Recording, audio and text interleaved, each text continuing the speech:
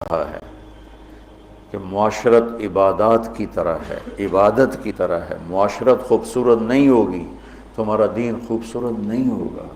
میں بیوی کو عزت نہیں دوں گا۔ دیکھو، طنز کا بول ایسا جیسے کپڑے پھاڑ دینا، بے عزت کرنے کا بول ایسا جیسے کپڑے پھاڑ دینا۔ اور میں کتنا ہی پاگل ہو جاؤں غصے میں اپنا کرتا خود نہیں پھاڑتا ہوں۔ میں کسی کا کرتا تو پھاڑوں گا، اپنا نہیں پھاڑوں گا۔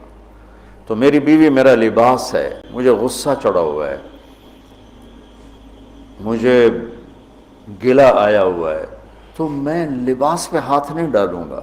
یہ میں کیا کہہ رہا ہوں کہ میں بیوی کی دل شکنی نہیں کروں گا، بیوی خامند کی دل شکنی نہیں کرے گی، برداشت کریں گے، تب جا کر یہ رشتہ خوبصورت ہوگا۔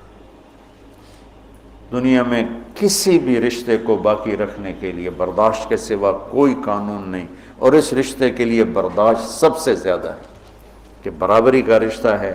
کبھی خامند گرم، کبھی بیوی گرم، تو دونوں ہی گرم، تو پھر آگ بھڑکے گی اور بڑھتی چلی جائے گی۔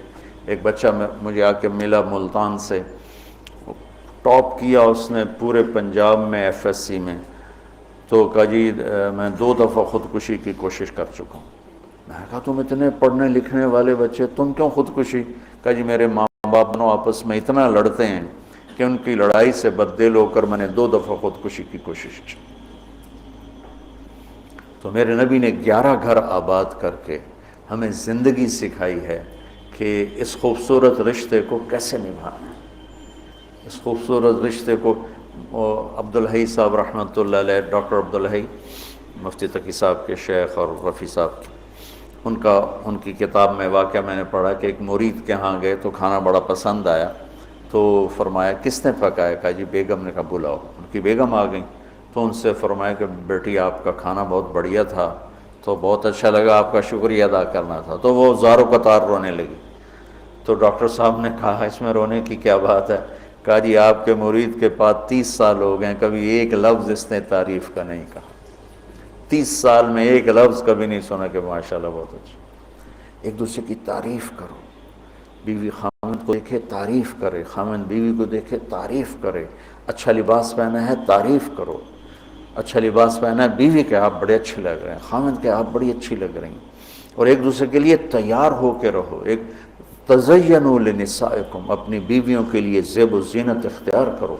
حضرت ابن عباس فرماتے ہیں کہ میں اپنی بیوی کے لیے خاص طور پہ زیب و زینت اختیار کرتا ہوں، چونکہ جیسے میری بیوی میرے لیے میک اپ کرتی ہے، میں اپنی بیگم کے لیے میک اپ کرتا ہوں۔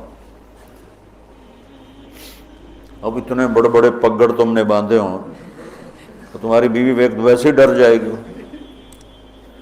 اور لمبے لمبے چوغے وہ جو مولانا عبدالغفور صاحب کے شاگرد ہیں، وہ دیکھ کے لگتا ہے جن آ رہے ہیں۔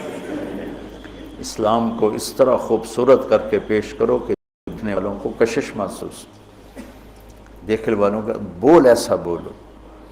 لباس 2 کام کرتا ہے، ایک خوبصورت بناتا ہے، ایک عیب چھپاتا ہے۔ یہی کام اپنی بیوی کے لیے کرو، اس کے لیے زندگی کو خوبصورت بناؤ، اس کی کمیاں چھپاؤ۔ وہ خامند کے لیے کرے کہ اس کی کمیوں کو چھپائے، اس کی زندگی کو خوبصورت بنائے۔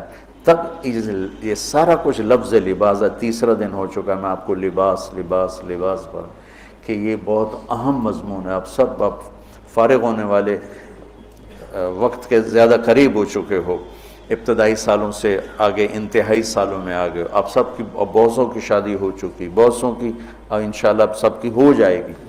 تو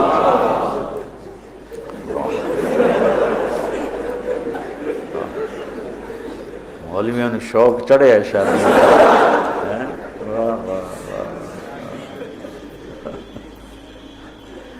ہاں کرو، لیکن جو میں سبق یاد دلا رہا ہوں اسے یاد رکھنا۔ بچوں، حسن سلوک کے بغیر کوئی گھر آباد نہیں رہ سکتا، اچھے اخلاق کے بغیر کوئی گھر آباد نہیں رہ سکتا۔ پھر اللہ تعالیٰ نے تشبیہ دی ہے، نساؤکم حرث لکم فَأْتُوا حَرْثَكُمْ أَنَّا شِئْتُمْ وَقَدِّمُوا لِأَنفُسِكُمْ۔ تمہاری بیوی تمہاری کھیتی ہے، کیا تشبیہ ہے خوبصورت دوسری، وہاں لباس یہاں کھیتی۔ میرا زمیندار گھرانے سے تعلق، لہذا بچپن سے کھیتی کو ہوتا بھی دیکھ رہے ہیں اور کیسے اس پہ جان لگتی وہ بھی دیکھ رہے ہیں۔ میں نے فزیکلی زندگی میں 4 مہینے زمیندارہ کروایا تھا 1984۔